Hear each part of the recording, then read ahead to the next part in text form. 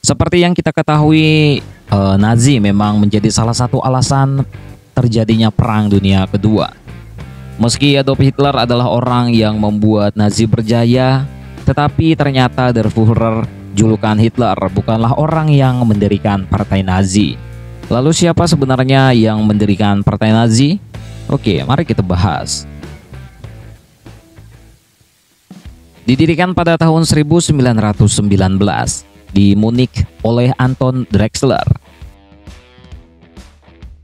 Awalnya Partai Nazi ini bernama The German Workers' Party atau Partai Buruh Jerman. Namanya kemudian berubah ketika Adolf Hitler berhasil menduduki jabatan sebagai pimpinan partai pada tahun 1921. Segera setelah Hitler menduduki jabatan penting tersebut, dia mengubah nama partai menjadi NSDAP atau Partai Pekerja Sosialis Nasional Jerman, yang kemudian lebih dikenal dengan nama Nazi. Pembentukan The German Workers' Party nyatanya tidak mendapat restu dari militer Angkatan Darat. Melansir dari Total History, mereka pun mengirim Adolf Hitler sebagai mata-mata untuk menghadiri salah satu pertemuannya. Namun, alih-alih pulang membawa informasi, Hitler justru menemukan dirinya sepakat dengan The German Workers' Party yang menantang habis perjanjian Versailles. Pasalnya, karena isi perjanjian itu dianggap sangat merugikan bagi Jerman. Isi perjanjian itu diantaranya adalah Jerman harus memberikan beberapa wilayahnya ke negara tetangga. Hitler dan partainya melancarkan aksi Beerholputsch di Munich 2 tahun setelah menjadi pemimpin partai. Tujuannya adalah untuk mengambil alih kekuasaan pemerintahan di Bavaria. Namun kudeta kekuasaan itu gagal ia lakukan.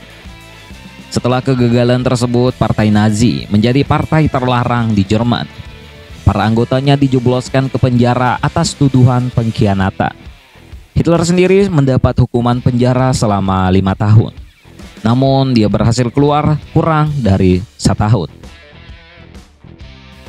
Meski Beerholputsch tidak berhasil meruntuhkan kekuasaan pemerintahan, tetapi Partai Nazi tidak sepenuhnya gagal. Nyatanya kegagalan kudeta yang dilakukan oleh Partai Nazi justru membuat partai ini makin terkenal. Setelah Hitler berhasil keluar, dia berusaha menghidupkan kembali Partai Nazi. Bersamaan dengan itu, Jerman mengalami resesi ekonomi hebat pada tahun 1929.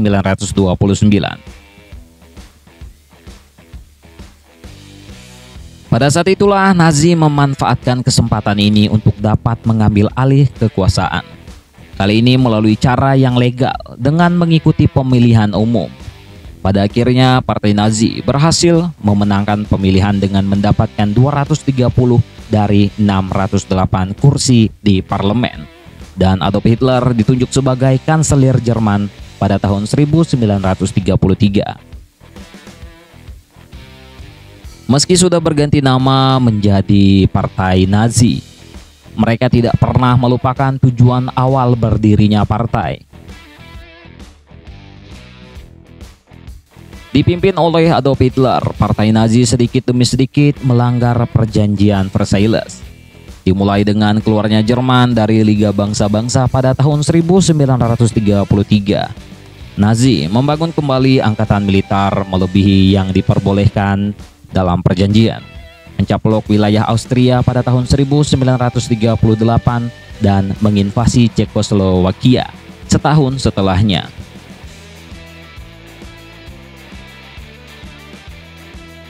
Jerman kemudian membuat Inggris dan Prancis geram karena berusaha menguasai Polandia.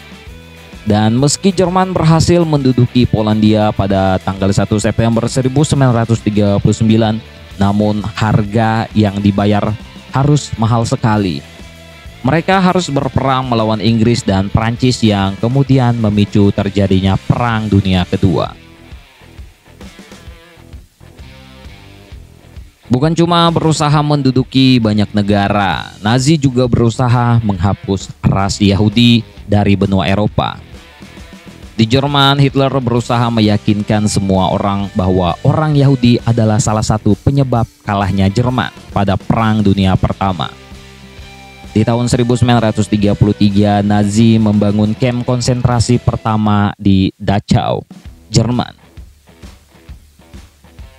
Awalnya kamp ini digunakan untuk menampung tahanan politik, tapi seiring berjalannya waktu, kamp ini berubah bentuk menjadi tempat penyiksaan bagi ribuan orang Yahudi, homoseksual, gipsi, seniman, dan orang-orang yang kurang sempurna secara fisik dan mental.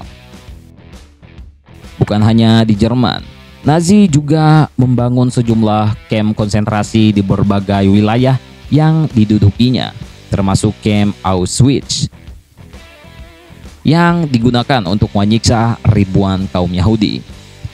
Genosida ini baru berakhir di akhir Perang Dunia Kedua, saat pasukan Jerman terdesak hingga ke Berlin. Dan saat itu terjadi 6 juta orang Yahudi dinyatakan meninggal. Jumlah itu belum ditambah dengan kematian 5 juta orang lainnya yang dianggap tidak sempurna di mata Nazi. Di awal kekuasaannya, Nazi memang berhasil melakukan banyak hal. Tapi kejayaan tersebut nyatanya tidak berlangsung lama. Di akhir Perang Dunia Kedua, Jerman kalah dalam pertempuran Berlin melawan Sekutu. Setelah Sekutu berhasil menguasai kota, mereka membersihkan Jerman dari segala hal yang berbau partai Nazi dan mengubah status partai itu jadi partai terlarang.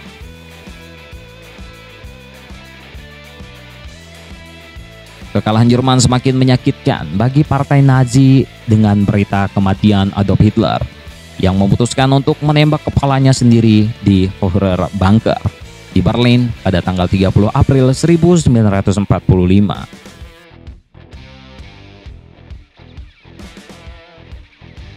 Aksi gila ini kemudian diikuti dengan kematian 7.000 pendukung Nazi. Tepat 8 hari setelah Hitler meninggal, Jerman resmi menyerah di tangan Sekutu.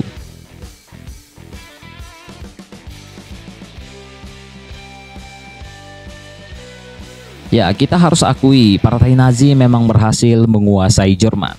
Seperti yang sudah saya bahas sebelumnya, tapi ya pada akhirnya apa yang mereka lakukan justru membuat Jerman kembali terjungkal di akhir Perang Dunia Kedua.